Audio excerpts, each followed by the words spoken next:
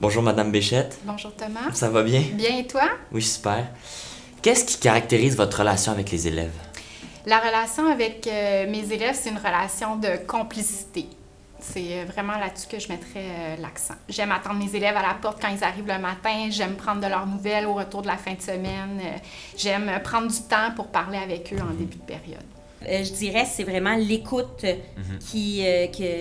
que je porte envers. Ici, c'est le local humanitaire. C'est un endroit unique dans l'école. Les élèves qui rentrent ici, ils s'attendent à arriver dans un endroit où on est ouvert, où on est accueillant, où ils vont se sentir écoutés. Alors, c'est comme ça que ça se passe dans le local. Les élèves viennent ici, puis ont beaucoup de plaisir, pas juste avec moi, mais avec tous les gens qui fréquentent ce local. Comme directrice, ce que je dirais, ce qui nous caractérise beaucoup, les directeurs de niveau, c'est le fait que nous sommes un pôle de liens. Liens élèves, liens parents, liens enseignants. C'est beaucoup ça qui caractérise notre relation avec les élèves. En fait, c'est vraiment le lien avec les élèves, puis la production, justement, d'une pièce ensemble. C'est un lien très spécial qu'on a en musique et surtout en orchestre. Je dirais que c'est une relation de confiance réciproque, une confiance parce que je peux arriver avec n'importe quelle innovation pédagogique, puis ils vont s'investir à 100%, n'importe quel défi mathématique, puis à l'inverse, ils ont confiance que je vais être juste avec eux. C'est aussi une confiance envers l'humain que je suis. Si jamais ils ont besoin de parler de quelque chose, mais je pense qu'ils sentent cette ouverture-là chez moi. J'aime beaucoup intégrer l'humour dans mes cours, j'aime taquiner les élèves, j'aime aussi un petit peu intégrer des anecdotes de voyage qui me sont arrivées. Alors ça les fait rire vraiment beaucoup. J'aime aussi faire des liens avec l'histoire, avec un grand H, la politique, etc. Donc je trouve que c'est important parfois pour peut-être comprendre une œuvre. Alors c'est ça, j'essaie d'être dynamique puis de leur insuffler un petit peu de ce dynamisme-là en eux. La complicité. Fait que pour moi, c'est vraiment important qu'il y ait une grande complicité avec mes élèves parce que je pense que c'est ce qui favorise l'apprentissage. Je dirais que le principe de base qui caractérise ma relation avec mes élèves, c'est le lien de confiance qui nous unit, autant en classe qu'en dehors de la classe. Le basket, le sport que j'utilise, c'est un outil pour leur montrer toutes plein de belles choses que la vie va leur apporter plus tard. Ce qui fait la différence en art dramatique, c'est qu'on apprend à les connaître à travers l'action. Je les vois créer, je les vois essayer, se tromper, puis je pense que je les connais d'une manière plus intime, de cette manière-là. Je pense vraiment le caractère humain, et mon objectif, c'est quand même de créer un lien avec eux. J'ai eu la chance à plusieurs reprises de faire des voyages avec eux, donc ce qui me donne l'occasion de les voir dans un cadre autre que l'école. Qu'est-ce qu'il y a d'aussi passionnant dans votre métier? Ce qui est passionnant, c'est de voir les jeunes d'année en année parce que chaque cohorte, chaque personne qui passe ici arrive avec le désir de s'engager, le désir de faire bouger les choses avec des idées de projet. Puis c'est jamais plate parce qu'à chaque année, on sort des sentiers battus, on invente des choses, on s'amuse beaucoup avec les élèves, on leur laisse toute la place.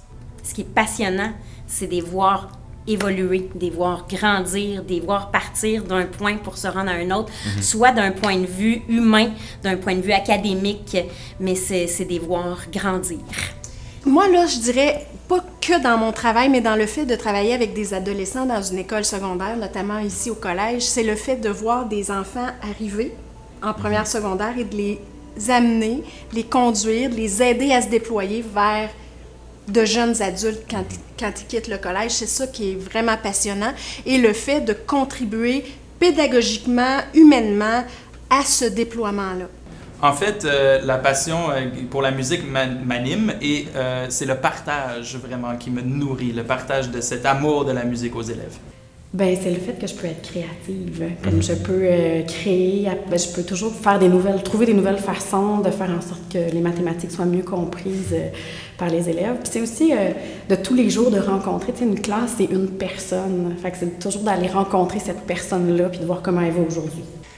Bien moi, comme j'enseigne en première secondaire, j'ai la chance vraiment de les voir évoluer. Donc à partir du premier cours de français au mois d'août, où ils sont pas tellement autonomes, où ils éprouvent quelques difficultés en français, où ils se cherchent un petit peu, et à la dernière journée en juin, où là ils ont vraiment acquis une autonomie qui est spectaculaire, ils écrivent des textes qui sont structurés, alors j'aime voir cette différence-là. Définitivement, la passion pour la matière, la passion de transmettre cette passion-là à mes élèves. J'aime ça quand leurs yeux s'allument, puis qu'on peut vraiment vivre une expérience ensemble en classe.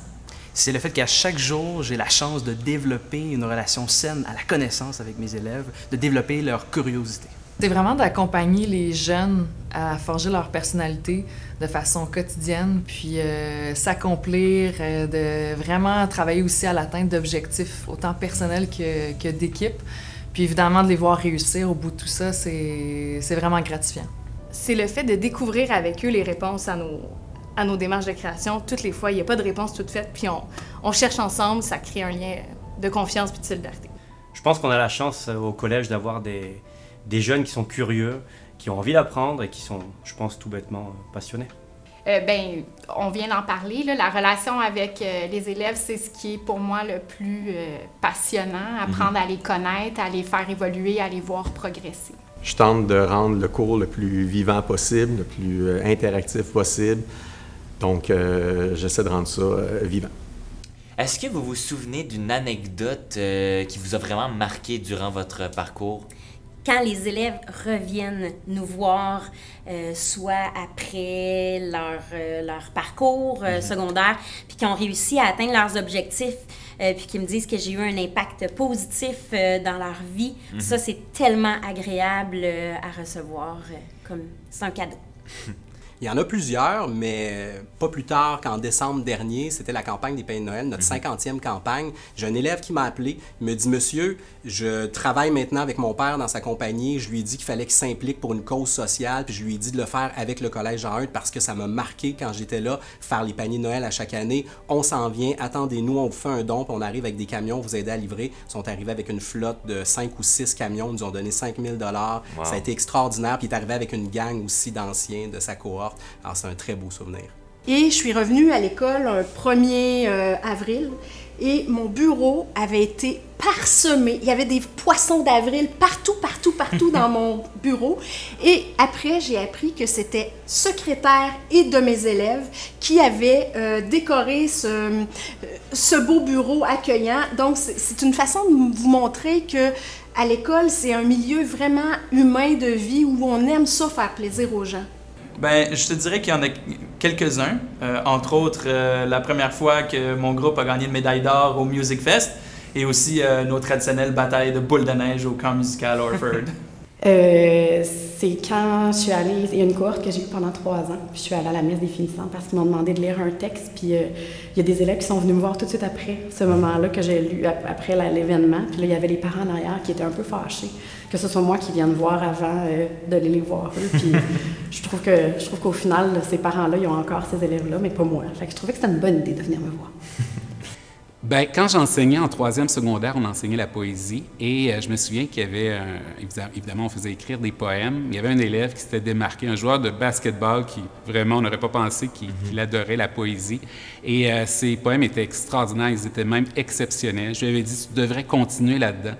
Et quelques années plus tard, il a publié son premier recueil et sa mère, secrètement, m'avait invité à ce lancement-là. Et quand on s'est retrouvés, ça a été très émouvant. Alors, je me suis dit, vraiment, je pense que, comme professeur, j'avais fait mon rôle dans cette histoire-là. Je dirais que ce qui est probablement le plus touchant année après année, c'est quand ils lancent leur mortier à la célébration des diplômés. Ça m'émeut à chaque fois. Je peux pas m'en empêcher. Oui, récemment, il y a un élève qui m'a contacté sur Teams de secondaire 5 pour me dire qu'il avait découvert la littérature avec moi puis qui me demandait des suggestions de livres. Donc, pour moi, c'était un travail qui était bien accompli. Un moment où peut-être un retour du balancier. Donc, il y a beaucoup d'anciens puis d'anciennes qui reviennent donner au suivant puis s'impliquent dans le programme sportif pour continuer la tradition des aigles puis d'être capable d'amener le programme au prochain niveau. Puis ça, c'est vraiment une belle fierté en soi. En secondaire 1, un élève est venu me voir pour me dire que la situation finale de sa création, c'était qu'à la fin, tout n'était qu'un rêve. Et ça m'a rappelé qu'il faut toujours se remettre à zéro puis se rappeler qu'on apprend pour la première fois tout le monde ensemble. Il y a quelques années, je me souviens même de la classe, c'était en 108. J'ai un élève qui est venu à la première période à 8h05 en chaussettes. Donc, je pense qu'il avait peur de mettre ses bottes d'hiver.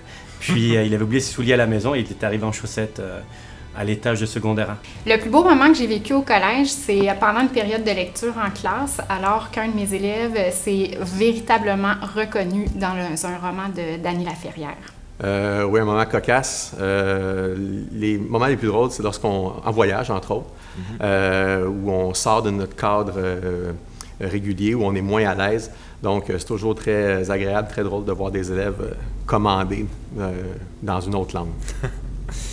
Si vous aviez un futur élève devant vous qui voudrait venir au collège, qu'est-ce que vous lui diriez?